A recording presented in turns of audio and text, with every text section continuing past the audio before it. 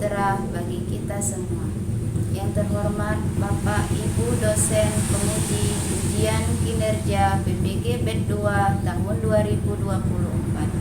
Dalam kesempatan ini, perkenalkan nama saya Sri Umi Lestari, Sarjana Pendidikan Islam, mahasiswi PPG BED 2 tahun 2024 dengan NIM 24104180238. Pada hari ini, Rabu, tanggal 29 Januari 2025, saya akan melaksanakan video mengajar saya di kelas 7 semester genap pada materi menghindari ghibah dan melaksanakan tabayun di SMP Negeri 11 Sekayu, Kecamatan Sekayu, Kabupaten Musi Banyuasin. Selamat menyaksikan. Wassalamualaikum warahmatullahi wabarakatuh. Assalamualaikum warahmatullahi wabarakatuh. Waalaikumsalam warahmatullahi wabarakatuh. Apa kabar anak-anak? Alhamdulillah, luar biasa. Allahu Akbar. Alhamdulillah, semuanya semangat? Semangat. Baiklah anak-anak, hari ini kita mau belajar pelajaran pendidikan agama Islam. Sebelum kita belajar, kita berdoa dulu ya. Ayo, siapa yang mau mimpin doa? Ayo, Ya, silakan. berdoa mulai. Angkat tangan.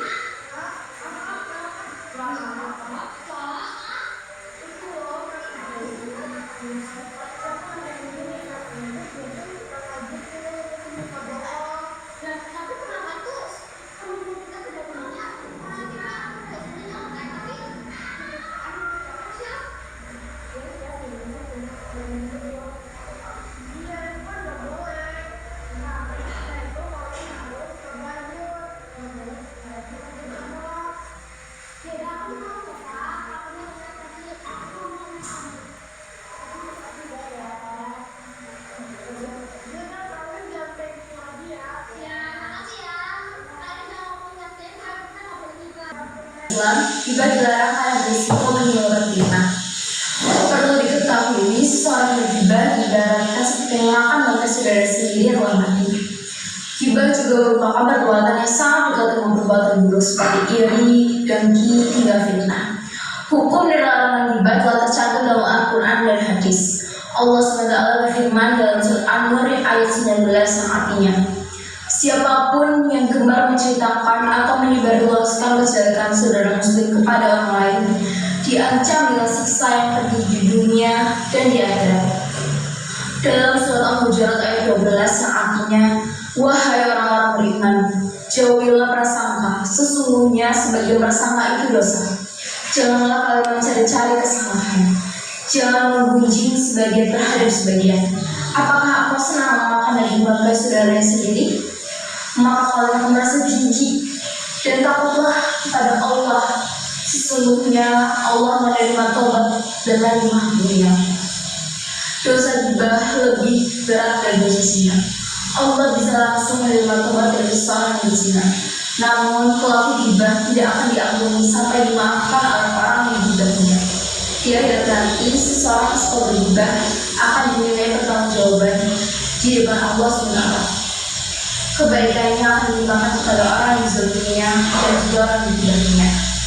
Lalu keburukan orang yang dizalimi dan digibahnya akan dilimpahkan kepadanya. Sekian dari saya, terima kasih.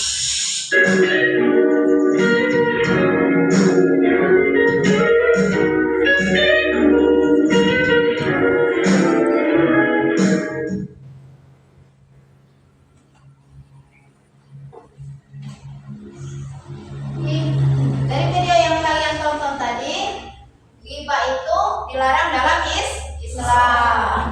Nah, yang diperintahkan kita harus bertabayun dengan berita yang beredar.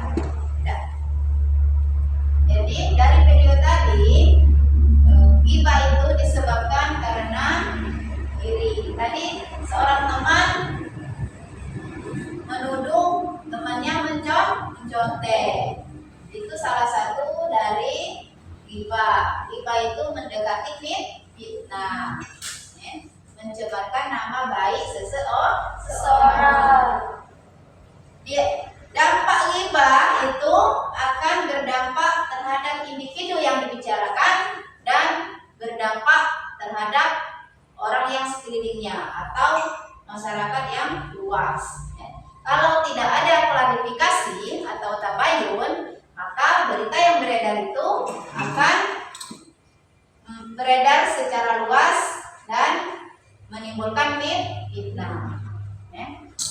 Orang yang ghibah seperti memakan bangkai saudaranya sendiri. Apakah kalian mau memakan bangkai saudara sesama muslim? Jelaslah tidak mau.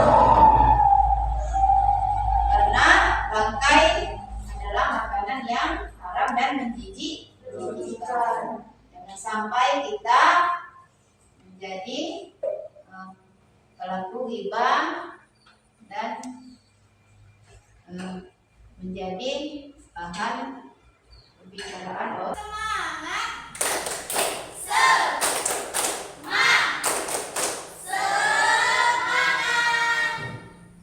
Jadi anak-anak kita membentuk kelompok dulu. Kelompoknya bagaimana? Apa sesuai tempat duduk atau mau diacak lagi? Sesuai tempat duduk. Sesuai tempat duduk. Jadi ini kelompok 1, ini kelompok 2, dan ini kelompok 3. Jadi tugas kalian menelaah suatu kasus. Nanti Ibu bagikan LKPD-nya, lembaran kerja peserta didik. Jadi kamu menelaah suatu kasus, Ibu bagikan suatu kasus. Tugas kalian membaca kasus tersebut, terus membuat dampak negatif dari ghibah dan membuat langkah-langkah tabayun dari kasus. Jadi tugas kalian adalah menelaah kasus yang Ibu bagikan. Nantinya Ibu bagikan LKPD-nya untuk kalian jawab di sini. Situ ada 4 soal ya. Kalian tulis di sini. Bekerja sama dengan kelompoknya dan mencari solusi apa yang harus dilakukan terhadap kasus yang Ibu bagikan. Ada 2 kasus ya. Tulis di sini jawabannya.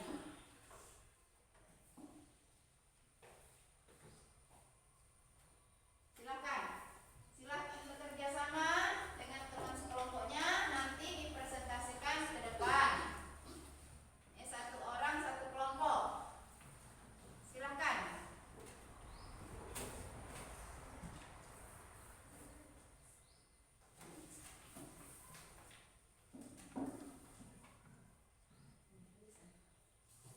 Nama kelompoknya dibuat ya.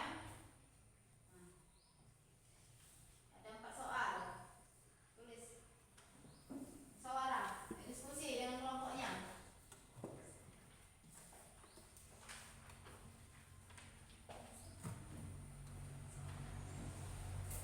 Langsung isi.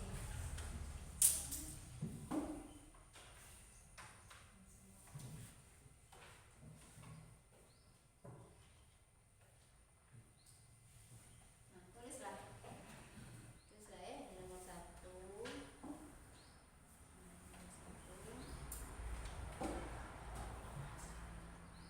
Soal ya. Gimana anak-anak? Sudah selesai belum? Selesai.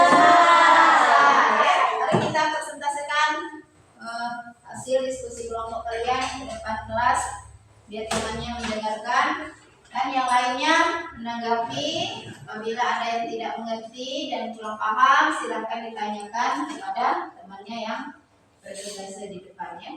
Kita mulai dari kelompok 1 ya. Ayo siapa yang kelompok 1? Ke depan lah. Ambil ya. Kelompok 2 nanti.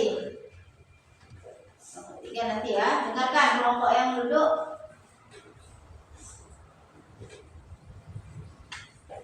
Kasusnya sama ya. Kasusnya sama tadi. Jawabannya berbeda-beda tentunya. Sesuai dengan hasil diskusi kalian.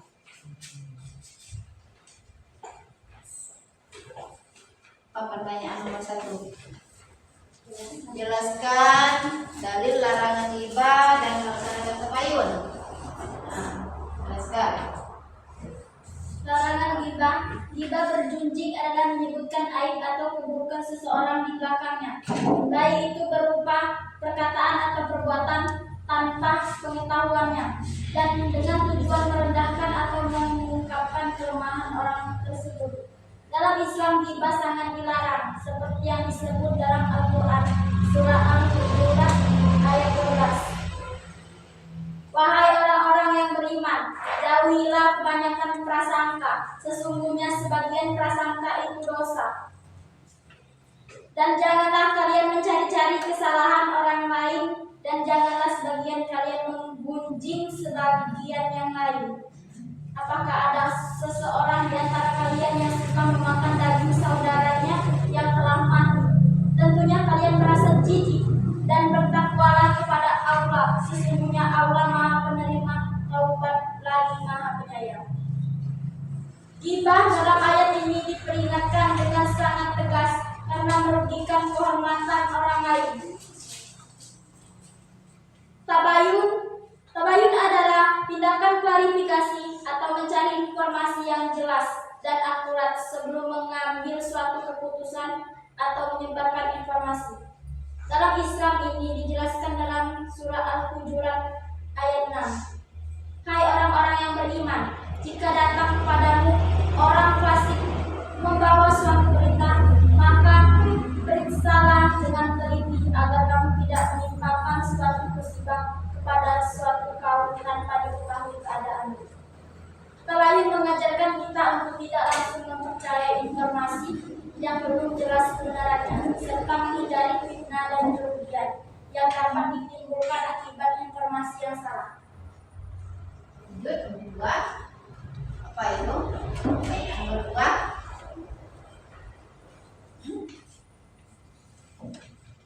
Apa yang harus kamu lakukan jika menemukan berita seperti ini?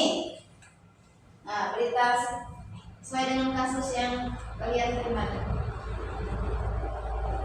Ya, situasi di atas termasuk dalam kategori ghibah. Hal ini dikarenakan informasi mengenai teman yang sering membolos dan mengabaikan tugas disebarkan oleh anggota grup WhatsApp tanpa klarifikasi atau tabayun terlebih dahulu.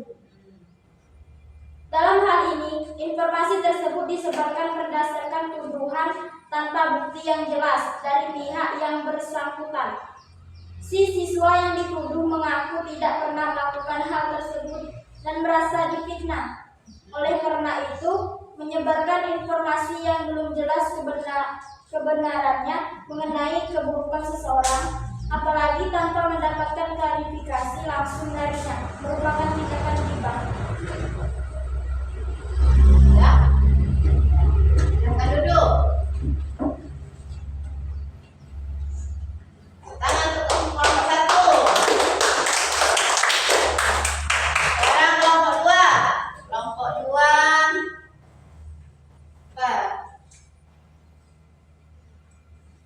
Oke. Kasusnya sama tadi. Yuk, silakan kelompok 2. Yang terakhir kelompok 3 ya.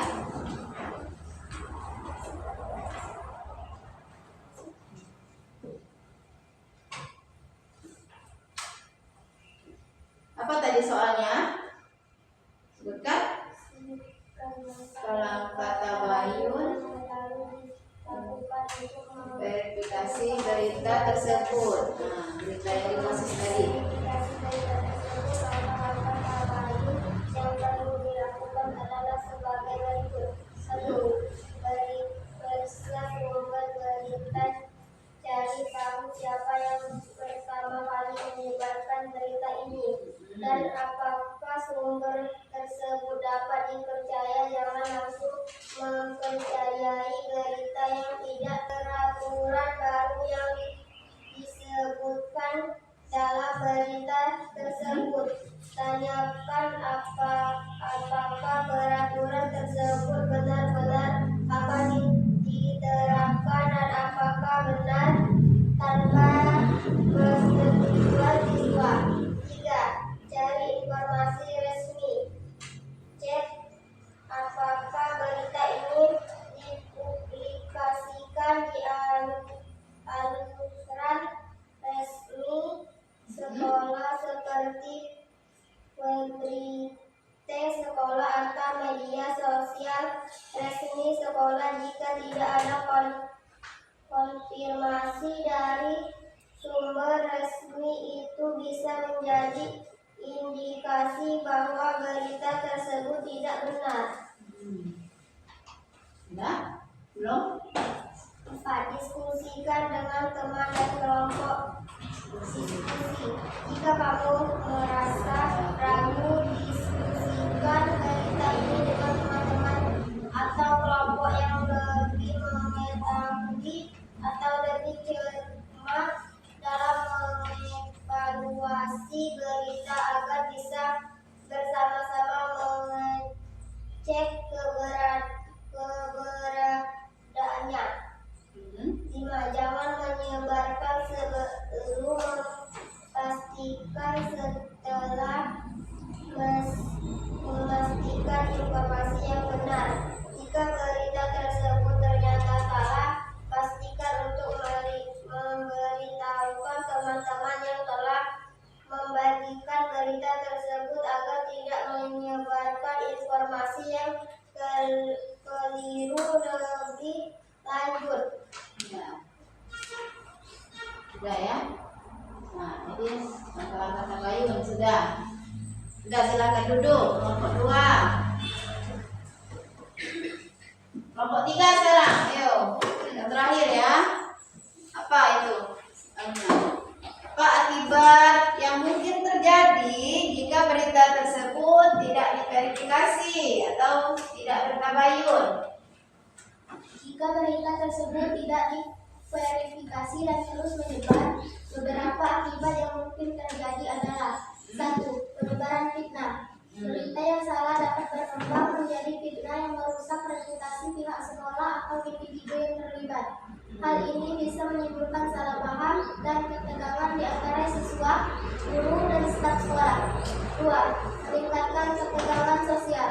Teman-teman yang menerima berita tersebut tanpa verifikasi mungkin akan merasa marah atau kecewa terhadap kebijakan sekolah yang belum tentu benar. 3. Menurunnya kepercayaan kepada pihak sekolah. Jika berita ini tidak diverifikasi dan terus tersebar, bisa menurunkan kepercayaan siswa dan orang tua terhadap pihak sekolah. 4. Reaksi berlebihan.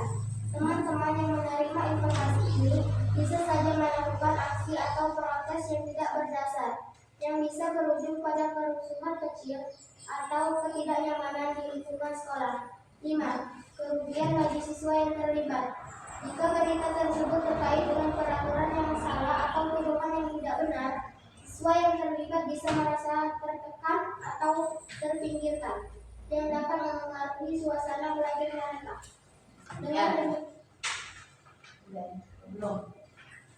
Dengan demikian, sangat penting untuk melakukan tabayun dan memverifikasi setiap informasi yang kita terima, terutama yang dapat mempengaruhi hubungan sosial dan reputasi banyak pihak.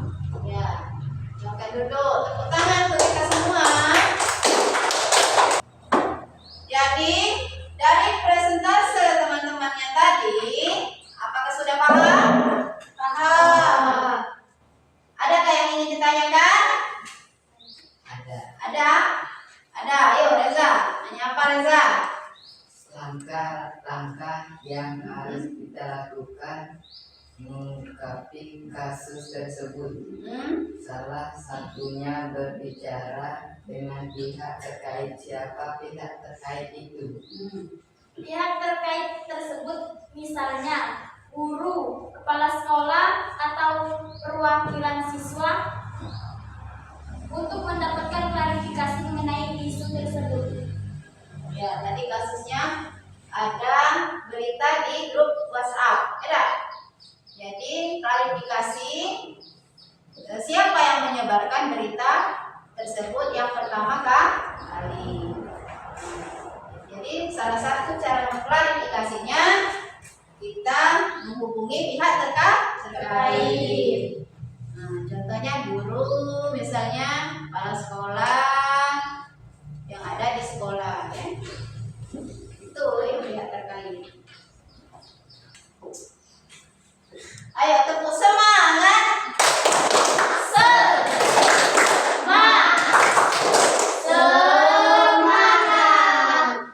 Ulang lagi, kurang semangat. Tepuk semangat.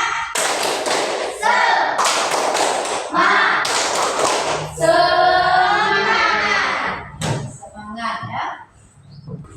Kalau sudah paham, kita jawab soal ya. Jawab soal tentang IPA yang kita pelajari. Ini Ibu bagikan soalnya. Ibu beri waktu 5 menit menjawab soal. Hindari jawaban yang dianggap benar. Tulis nama.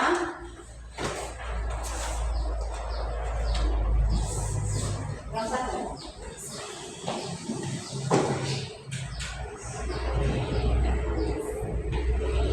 Yuk isi.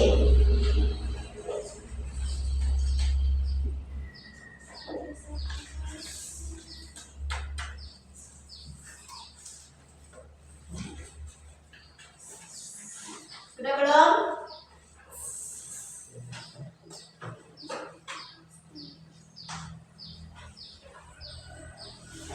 Dikari ya, dikari kumpulkan nanti.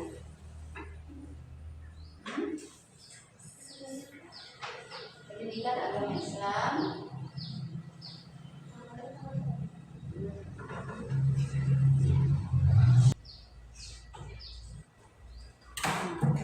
Sudah. Kumpulkan yang sudah. Yuk. Sudah habis waktunya. Yuk cepat dah.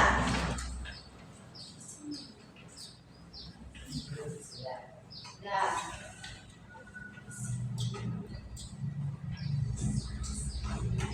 Amal sudah belum?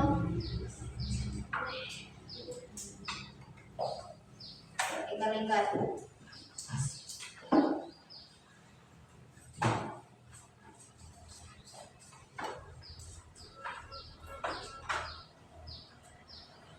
Belum. Sudah.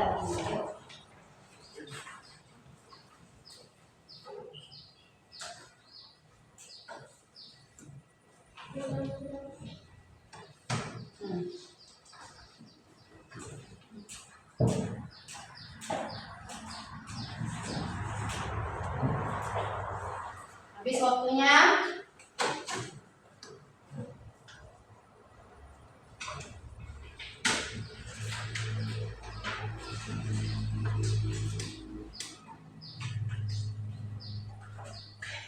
Ya.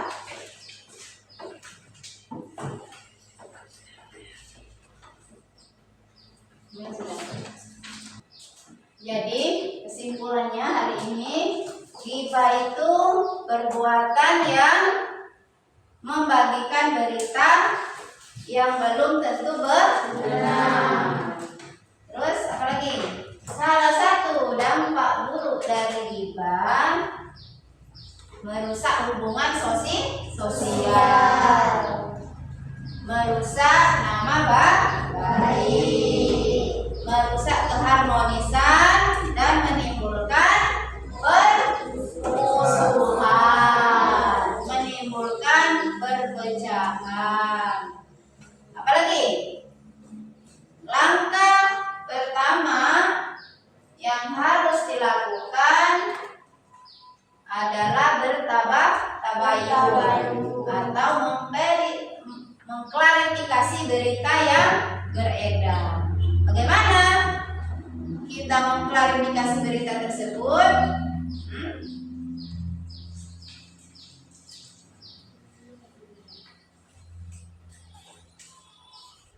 mengetahui informasi. Yang pertama kali mengedarkan informasi tersebut itu siapa, ya? Atau menghubungi orang yang dibicarakan, benar atau tidak berita tersebut. Memastikan kebenaran informasi yang kita terima, ya? Terus apa lagi? Perbuatan yang termasuk tabayun adalah tadi yang Reza tanyakan tadi, meminta klarifikasi dari pihak terkait. Nah, jadi riba itu dilarang dalam Islam, adalah perbuatan dosa. Makanya kita harus pandai-pandai menjaga lidah, karena lidah orang bisa celaka, masuk neraka. Lidah itu tidak bertulang, tapi lidah itu sangat membahayakan, ya? Sangat membahayakan. Paham? Paham.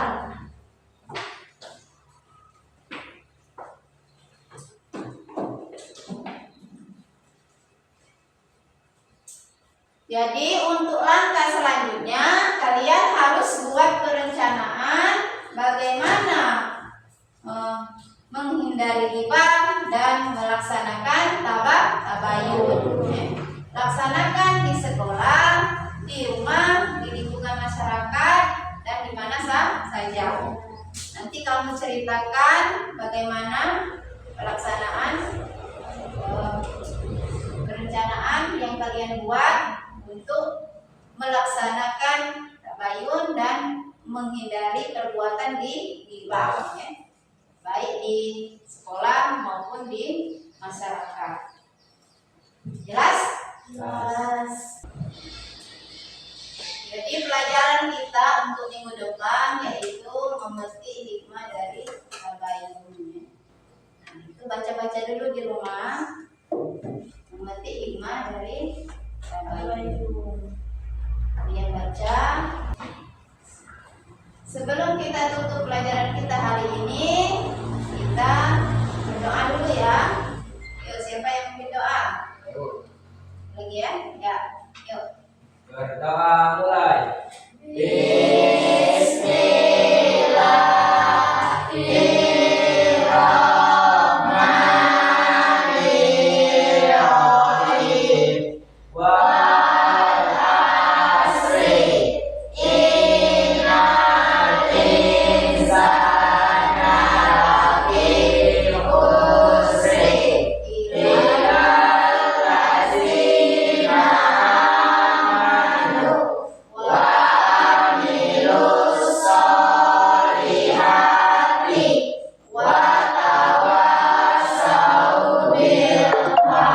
Wa